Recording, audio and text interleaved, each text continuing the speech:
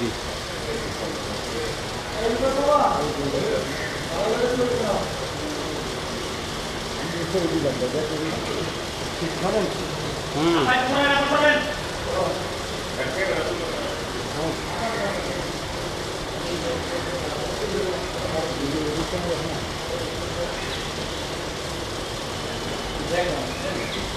ওটা কি শাহরিয়ার তো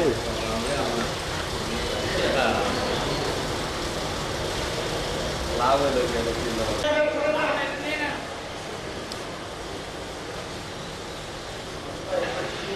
ভাই তো মোবাইলে সাবান না ভাই এটা কি আপা সরেন আপা বাঁচাবেন আপা একটু সামনে যান না এই মহিলাটা বসে গেল কারণ সামনে যে দুর্মত হবে না খুবই বাজে কাজ কথা এটা কোনো কথা সেসব দাঁড়ান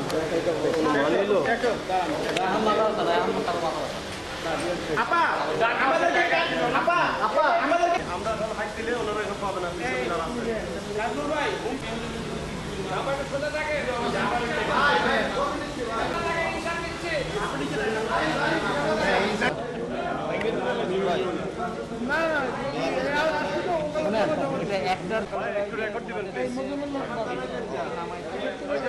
আইসিডি কেস নাম্বার 15/2026 এই মামলায় 71 টেলিভিশন অথবা 71 টিভির এমডি জনাব মোজাম্মেল হক বাবু ওনাকে এই কোর্টে প্রোডাকশন ওয়ারেন্টের মাধ্যমে আনা হয়েছে।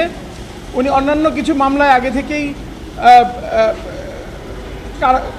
কারা অন্তরীণ ছিলেন, তো এই কারণে প্রোডাকশন ওয়ারেন্টের মাধ্যমে আজকে ওনাকে এখানে উপস্থাপন করা হয়েছে।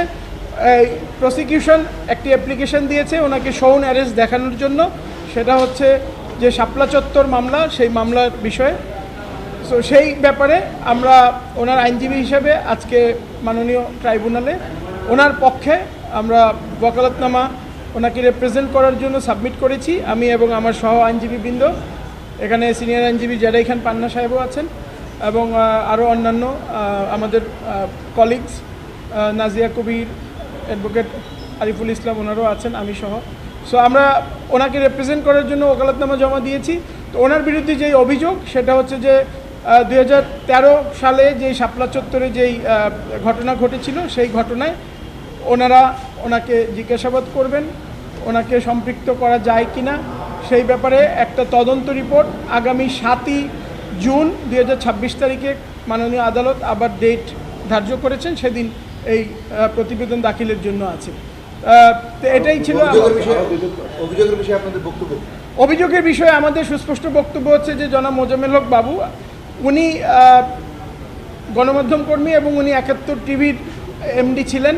তো সেখানে ওই যেই প্রোগ্রামটি হয়েছে সেই প্রোগ্রামটি কিন্তু ঘটনার পরে হয়েছে, যেই প্রোগ্রামটি নিয়ে ওনাকে আসলে অভিযোগটা আনা হয়েছে কেন্দ্র করে, এবং এই প্রোগ্রামের সাথে কিন্তু এমডি হিসেবে ওনার আসলে কোনো সম্পৃক্ততা ছিল না, এবং সেই প্রোগ্রামের যেই আপনার বিষয়বস্তু এবং প্রোগ্রাম যেই সঞ্চালনা থেকে শুরু করে অন্যান্য যেই কী আলাপ হতে পারে এগুলো আসলে এমডির স্কোপ অফ ওয়ার্কের মধ্যে পড়ে না।